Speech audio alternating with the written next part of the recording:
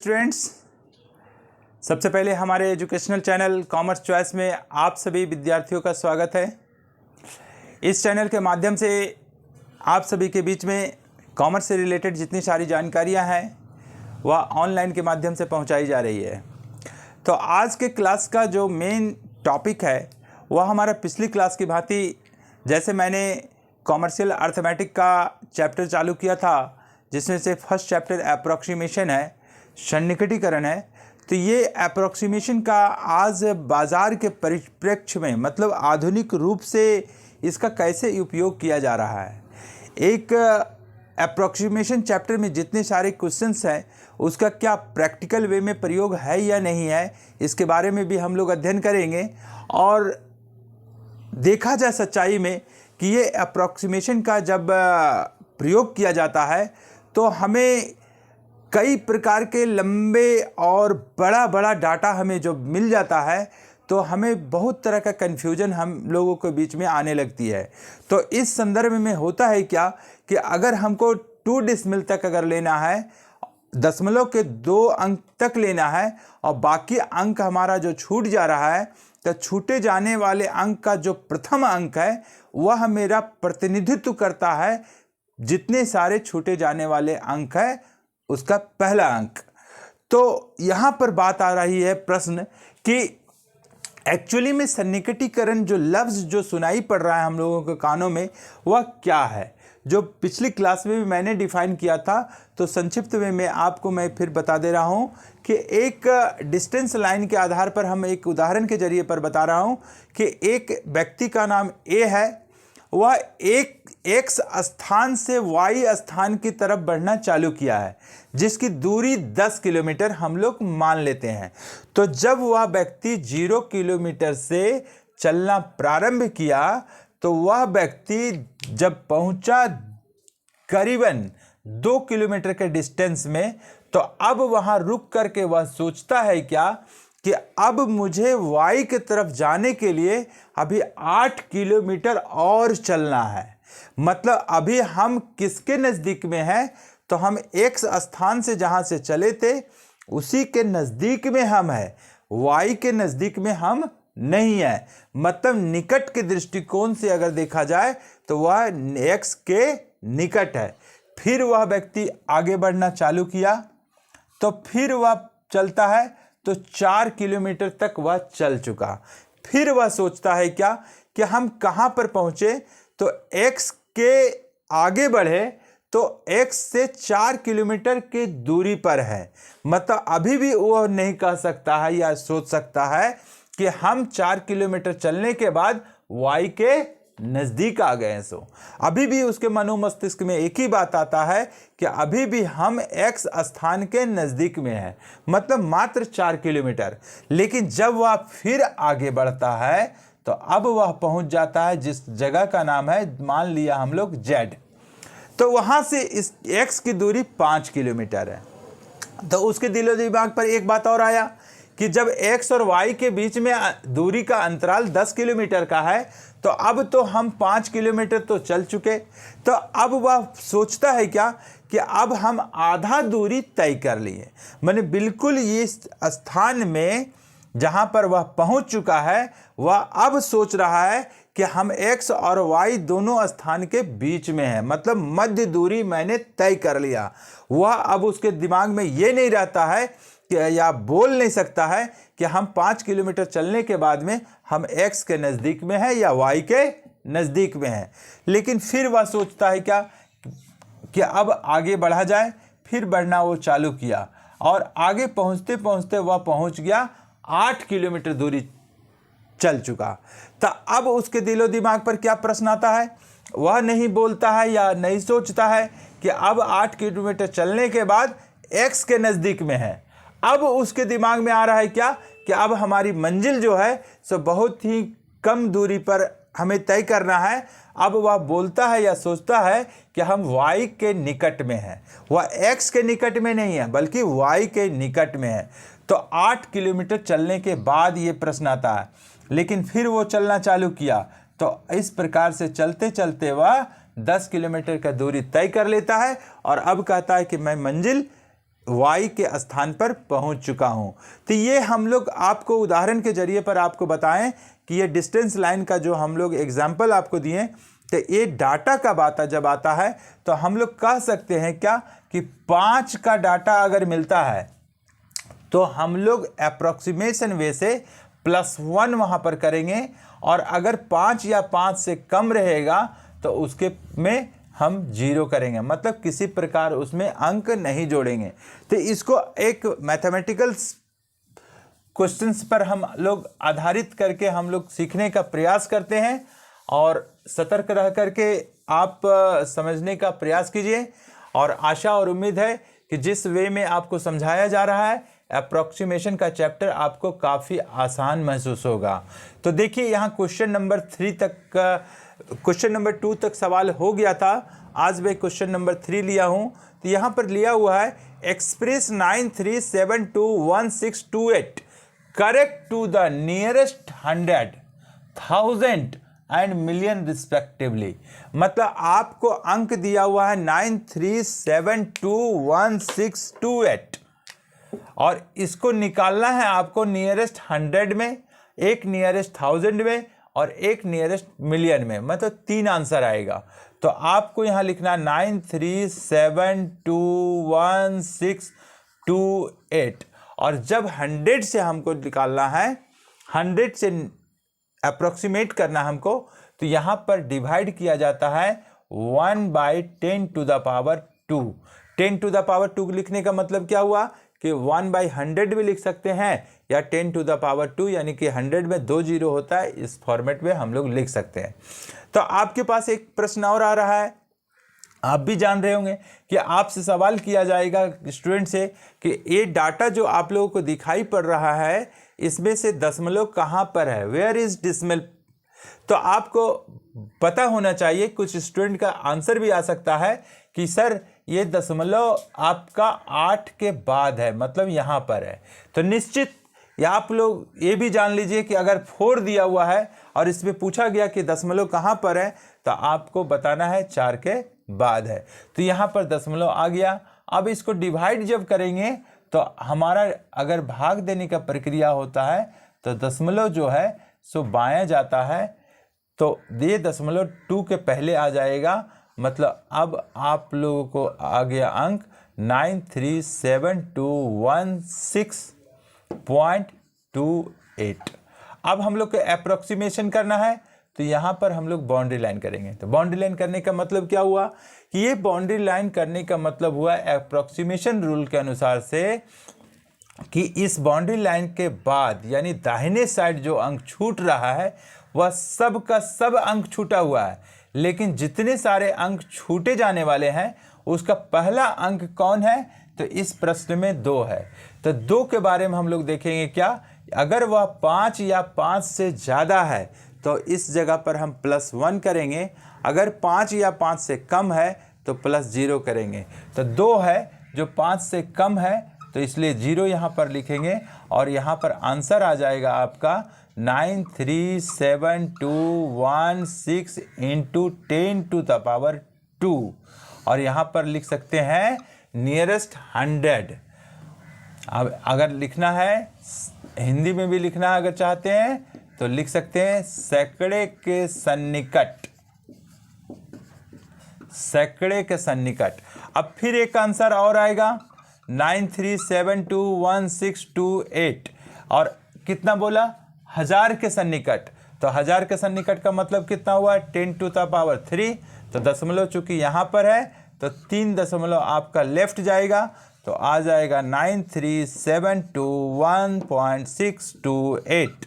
यहाँ पर boundary line हम लोग करेंगे, और इसका मतलब हुआ कि दाहिने साइड जितना सारा अंक है वह हमारा टोटल छूट गया, और छूटे जाने वाले अंक का पहला अंक हमारा 6 है जो 5 से ज़्यादा है, इसलिए +1 करेंगे।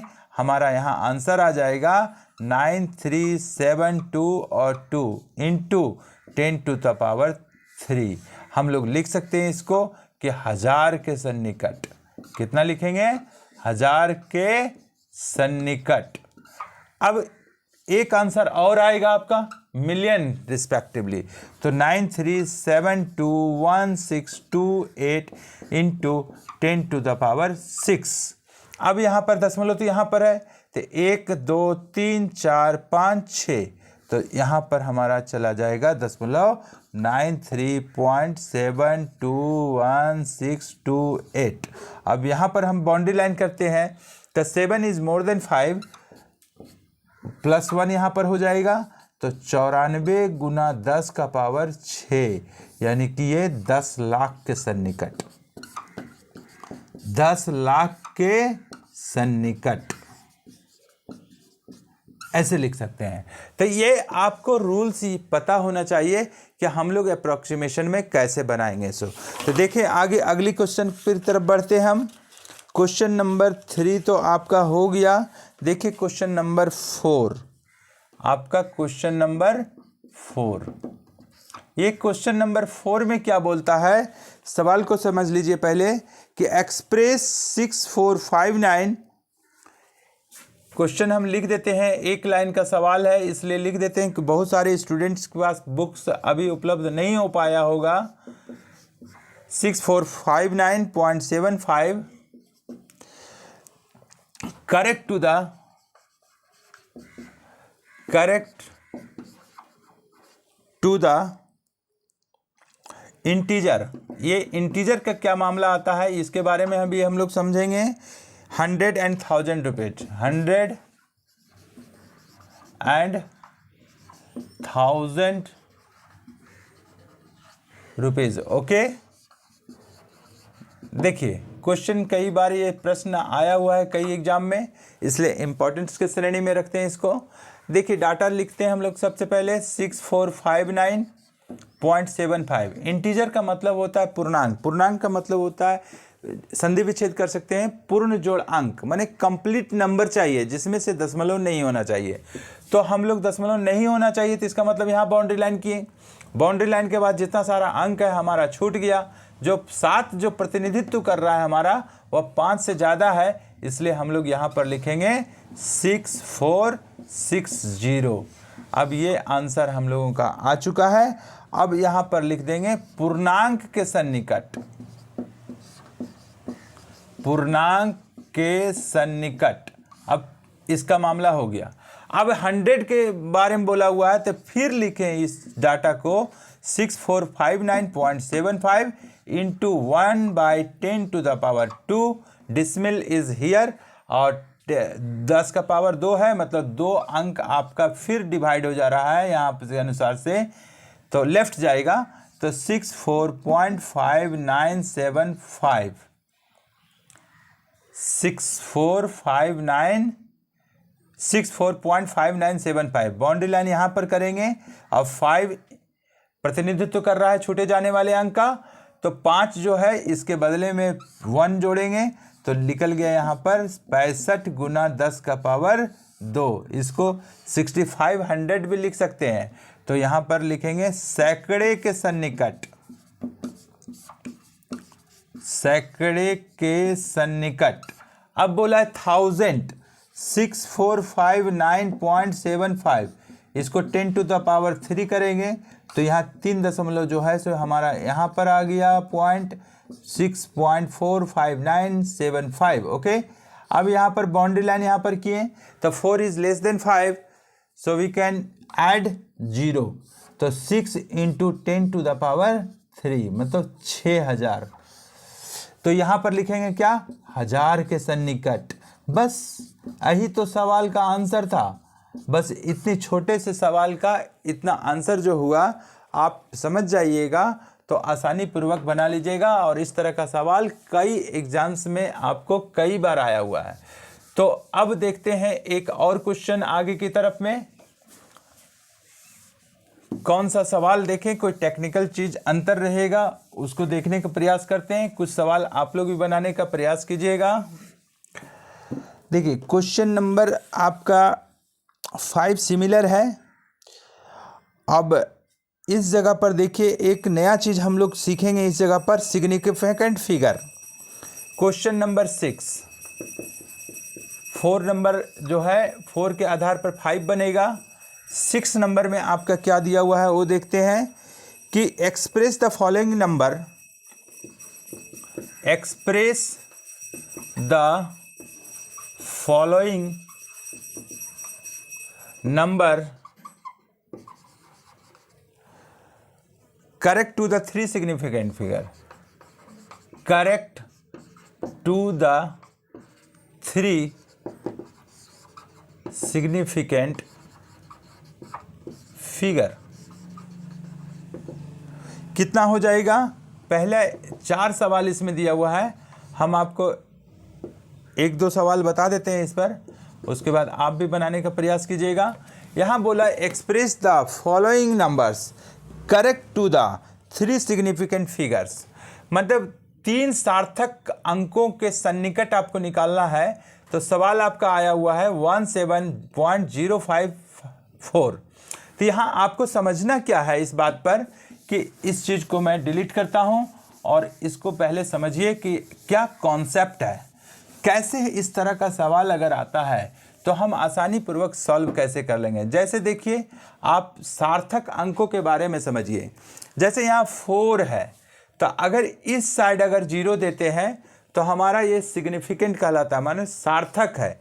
लेकिन अगर इस 0 दे देते हैं 4 के बाएं साइड में तो ये हमारा निरर्थक है, इनसिग्निफिकेंट है। तो यहाँ पर बात आता है कि ये 0 जो मिला राइट साइड में, तो देखिए अंक का मान बढ़ा दे रहा है। 4 था तो 1 0 लगाएं तो 40 हो गया, 1 0 और लगा दिए तो 400 हो गया। लेकिन इधर लगाते हैं 1 0 तो किसी प्रकार का अंतर नहीं आता है। लेकिन सपोज 1 0 और लगाएं तो 4000 हो गया। लेकिन अगर इस साइड लगा देते हैं 0 तो किसी प्रकार का मान में परिवर्तन नहीं आया। अगर इस साइड लगाते हैं तो 40,000 हो गया, इस साइड में किसी प्रकार का मान में परिवर्तन नहीं होता। तो 0 और ये 0 दोनों का चेहरा तो एक जैसा, दोनों दिखने में एक जैसा, लेकिन वो स्थान जो रिप्लेसमेंट हुआ है, जहां पर इस जगह 0 रखा गया है, उस स्थान का बहुत बड़ा मोल है, बहुत बड़ा महत्व है। अर्थात 4 के बाएं साइड जो 0 लग रहा है वह हमारा निरर्थक है, और 4 के बाद जो 0 लग रहा है वह मेरा सार्थक है। जैसे यहाँ पर देखिए 17.054, तो यहाँ 0 जरूर है लेकिन दोनों अंकों के बीच में है, इसलिए ये सार्थक होगा। और यहाँ पर बात आ रहा है कि जब सार्थक होने के कारण से हमें 3 सिग्निफिकेंट फिगर लिया तो 3 अंक सार्थक तक लेंगे, 1 सार्थक अंक, 2 सार्थक अंक और 3 सार्थक अंक। यहाँ बाउंड्री लाइन हम खींच लेंगे। अब जो छूटे जाने वाले अंक हैं 5 और 4, इसका पहला अंक 5 है जो छूटे जाने वाले अंक का प्रतिनिधित्व कर रहा है, तो 5 के बदले में +1 करेंगे। तो राइट आंसर क्या आ जाएगा? 17.1।